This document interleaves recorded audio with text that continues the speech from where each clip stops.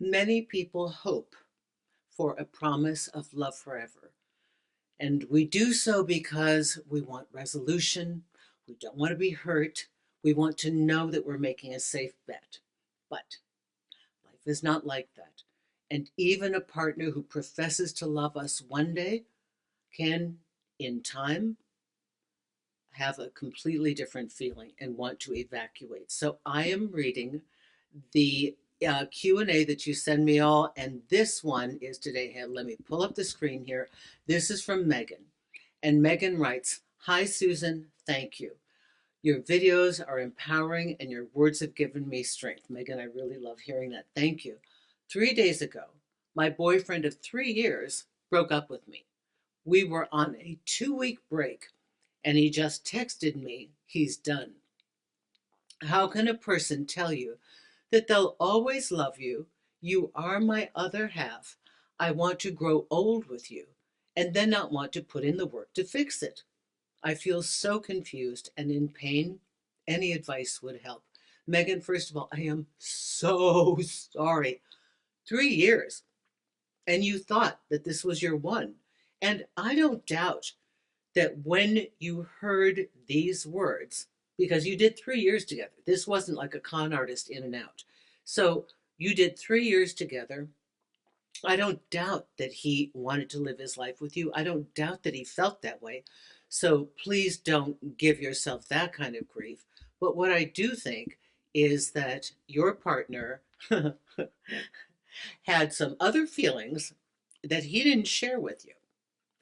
That was going on when you had the 2 week break. Now, for anyone who hears, "I need a break," you have just cause to be concerned, because normally a break is a major reconsideration where that partner is so overwhelmed, so tired, so done, so whatever, that they have to pull away from you and have this entire time to themselves to reevaluate their participation. 9 times out of 10, honestly, I'm sorry, it's a slow fade. It's a slow fade to kind of retract from the relationship, to get away from you, to get a breath, so that it's not going to be so hard to end the relationship. There are times, there are times that a separation is delineated, and I love that it was a 2 week break, that both people go aside for a specific amount of time to work on stuff within themselves that is causing a problem in the relationship. Or for one person, say they have an addiction, to go and get help. That is different.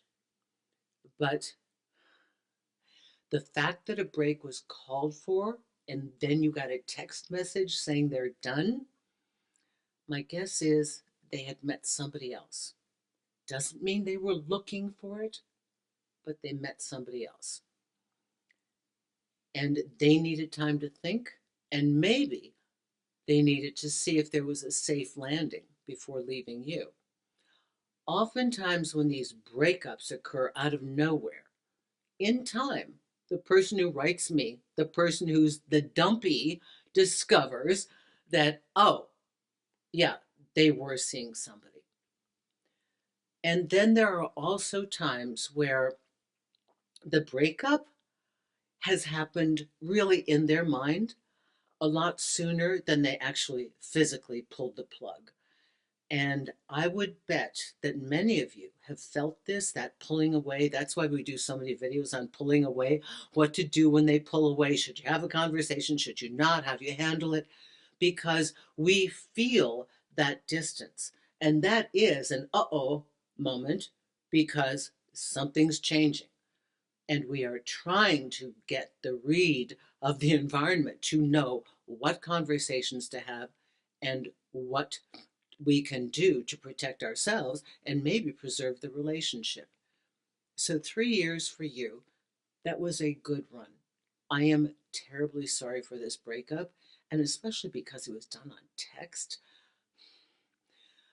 So You ask why they didn't care to work on it, because they weren't in the same headspace as they were when they told you, I love you. Now, if they had told you, I love you, you're my soulmate, and they broke up with you in a day or two, they've got something going on here. Sociopath, narcissist, you know, some kind of fearful avoidant. They've got a lot of stuff going on. But in 3 years, that was a good run. We have to, all of us, be resilient when it comes to love. And perhaps now more so than any other time in history, when people are churning through things so quickly, when we're flipping through one Instagram post and one TikTok reel and doing whatever. I mean, the disposable nature of relationships make it very hard for people to go the distance that we have seen in cultures in times past. It doesn't mean that it can't be done, but what always needs to happen is, even though we have a secure relationship, we need to keep discussing with our partner what's going on, what do you feel, what's happening here, what do we need to do, is there anything we need to work on, without being paranoid and kvetchy about it. We really have to come to the point where we're able to anticipate things that are happening and have open discussions. That's why I tell so many of you, when you're starting these relationships, it's a great thing to have a discussion with your person to say, hey, listen, things can go wrong. People normally revert to an assumption rather than asking. And then it gets uncomfortable to say, hey, I feel weird. Could we just make an agreement from day one that whatever happens, if it feels weird, we're going to talk about it, that it's okay, that we're not afraid of this, and that we can handle this as mature adults, because it's what you don't know is happening underneath your relationship that's actually eroding it. And so many times your partner has mentally evacuated and just continues the footwork until they can find the right time to leave. It's, listen, we've you've probably done it yourself. I know I've done it.